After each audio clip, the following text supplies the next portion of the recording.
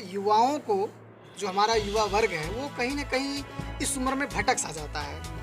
उनको आप क्या संदेश देना चाहते हैं? मैं युवाओं को संदेश देना चाहता हूँ कि वो लगातार परिश्रम करें। जो समाज के और भी लड़के हैं, उनके माता-पिता को आप क्या संदेश देना चाहते हैं?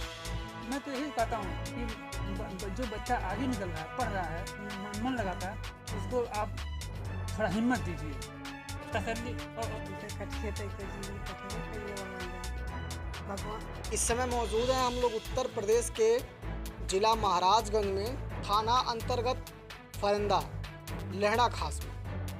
अपने विभिन्न तरीके से परीक्षाओं को पास करते हुए यहीं के रहने वाले एक लड़के जो हैं, अग्निवीर में परीक्षा को प्रवेश करते हुए और पास करते हुए आज एक पद हासिल किए हैं। हम इनसे जानेंगे कि किस तरीके से इन्होंने परीक्षाओं की तैयारी करके ये यहाँ तक पहुँचे हैं, इसमें किसका श्रेय है और आगे क्या मेरा करना। नाम सतीश यादव है, मैं ग्राम लेहड़ा खास निवासी हूँ। आपकी प्रारंभिक जो शिक्षा दीक्षा है वो कहाँ से हुई है? मेरी प्रारंभिक शिक्षा सेठ Trilokiram अग्रही inter college high school मैंने पास किया।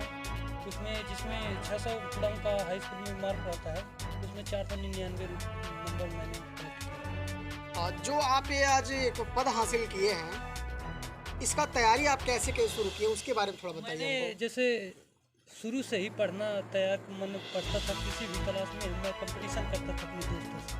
कंपटीशन करते करते कोई भी चीज़ होता है, कोई भी इवेंट होता था, उसमें मैं बढ़ चढ़ के हिस्सा लेता था। किसी को मैं ये अपने आगे नहीं जाने देता था, उसे मतलब कि यानी एक ललक था कि हमसे आगे कोई ना निकले, साथ में मैं भी चलूँ या उनसे आगे रहूँ। और इसमें मेरे माता पिता बहुत सहयोग किए। वो बाहर रहते थे, कमाते थे, थोड़ा कम पैसा कमाते थे, वो बात नहीं है, लेकिन मेरे शिक्षा के लिए वो हमको डांटते थे, हमको बुरा महसूस होता था, पर वो मेरे खुशी के लिए कि मैं अपने लड़के को क्या दूँ, किस पास पर पहुँचा दूँ। इसलिए मेरे पिताजी बहुत संघर्ष किए, बहुत बाहर में कुछ बहुत यातनाएँ झेली, लेकिन पर मुझे शिक्षा बहुत दी है। मैं 10th पास किया यहाँ सेठ त्रिलोकीराम अग्रही इंटर कॉलेज हानी बाजार महाराजगंज से। उसके बाद मैं इंटर किया सेठ MRD जनता इंटर कॉलेज फरंदा बिजुर महाराजगंज से।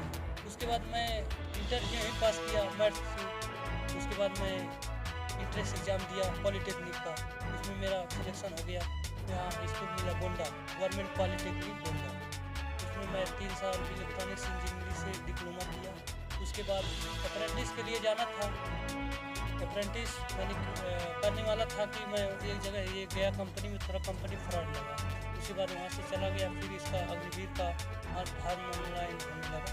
उसके बाद मैं फॉर्म ऑनलाइन किया और 3 महीना दौड़ चालू किया। मैं दौड़ चालू करता था तो मेहनत से करता था। जब कभी थकान महसूस नहीं हुआ कि थकान- थक जाऊँ, हार जाऊँ?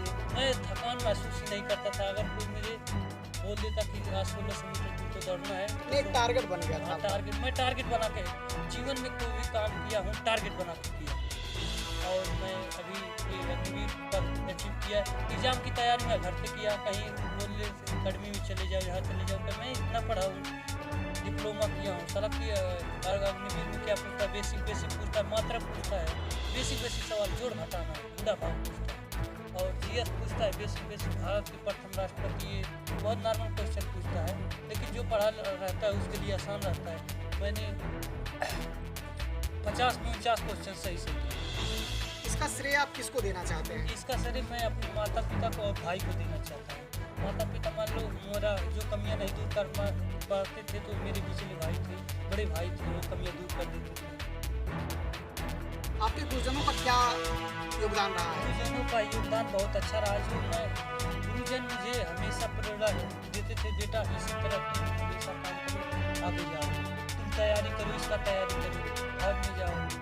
अगर मतलब ये प्रेरणा देते थे मुझे कि तुम तैयारी करो, अगर कोई नौकरी पहले ही पा जाती तो उसे छोड़ना मत। उसके बाद संघर्ष करते रहो, वहाँ से पद को छोड़ते रहो। अगर उससे बेस्ट पद मिल जाता है तो उसे ज्वाइन कर लो, उसको रिजाइन कर दो। कैसा महसूस कर रहे हैं आज? आज मैं बहुत अच्छा महसूस कर रहा। ट्रेनिंग भी बहुत अच्छे से हमारा फाइनल हो गया। थोड़ा जैसे ट्रेनिंग में थोड़ा इतना आती है, वो तो सबको आता है। ट्रेनिंग पहले ही सबको ट्रेनिंग 6 महीने इसलिए दिया जाता है कि मतलब वो फौजी माहौल में ढल जाए, ताकि उसको कोई चीज़ पड़े, दिक्कत पड़े, मार पड़े, कहीं मतलब जैसे पकड़ा जाता है तो उसको मार पड़े तो उसको दुख न हो, इसलिए सारी दुख दिया जाता है। सारी अपनाएँ पूरे इतने जो हम लोग का परेड होता है उसमें इस तरह के लड़बाजों को ऐसे थका देते हैं कि शरीर में कोई जान नहीं रह जाता। फिर आधे घंटे के बाद रिलैक्स हो जाते हैं, नहाए उसके बाद फिर अपना जाए।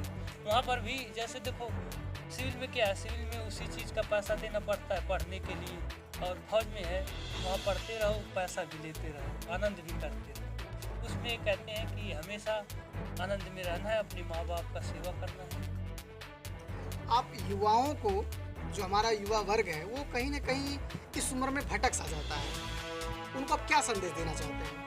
मैं युवाओं को संदेश देना चाहता हूँ कि वो लगातार परिश्रम करें, कहीं ना कहीं उनको सक्सेस मिलेगा। अगर परिश्रम नहीं करेंगे तो खोज करते हैं भगवान मैं आपको 500 का कपूर चढ़ा दूंगा, मुझे नौकरी मिल जाए, तो ऐसे नहीं मिलने वाला है। अगर आप परिश्रम कर रहे हैं, 2 बार सफलता मिला, तीसरी बार सफलता मिली। मैंने 2 बार SSC का एग्ज़ाम भी दे दिया, उसमें 10 नंबर थे, 15 नंबर थे, ऐसे छटता था।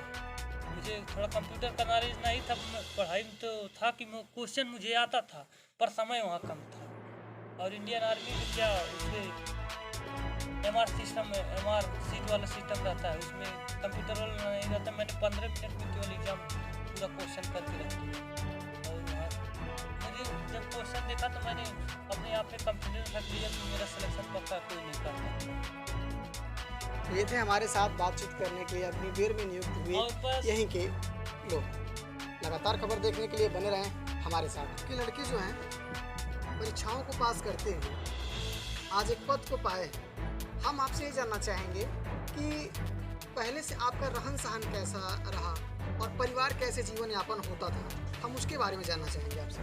जैसे पहले का जीवन जो जीते थे वो तो हम ही जानेंगे, कितना कष्ट उठाया, कितना कष्ट झेले।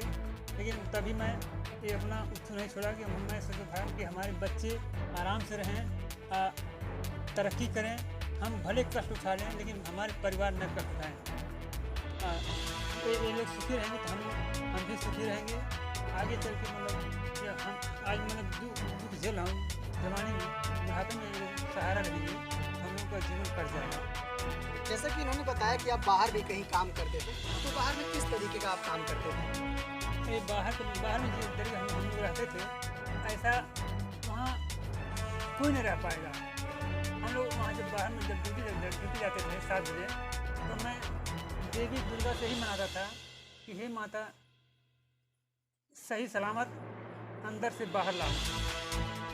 जैसे वहाँ चारों तरफ खतरा था, इधर जाइए तो उधर खतरा, इधर जाइए उधर खतरा, ऊपर जाइए तो ऊपर से खतरा, नीचे समुद्र है, वहाँ गिर जाओ तो लाश भी नहीं पता पाएगा।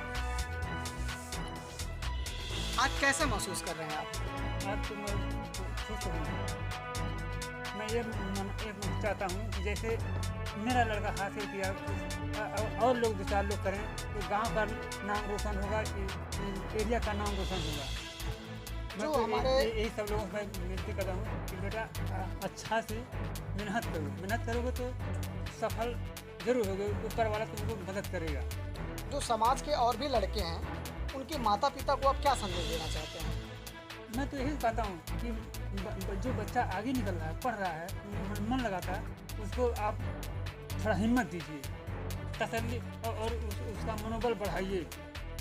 आप थोड़ा परेशानी भर झेलेंगे, आज झेलेंगे तो लड़का कहीं काना हो जाएगा तो आपकी सारी परेशानी दूर कर देगा। आपके लड़के जो हैं आज तमाम तरीक़ों की दुख परेशानी को झेलते हुए इस पद तक पहुँचे, कैसा महसूस करेंगे? जो दुख तकलीफ पड़ा तो महसूस करिए, आराम से रह के काम। पहले किस तरीके की दुख परेशानी आपको झेलना पड़ता था इनको न होने से पहले? अरे जो भाई तो पैसा खर्च रहा, सबकी परेशानी बढ़ाला, हमहू को रहा।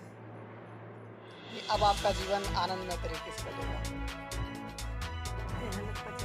जैसे कटिए तैसे जीवन कटने करिए वाला भगवान अब यही करके नहीं मिला करिए कहा जीवन भले बोल झेला जब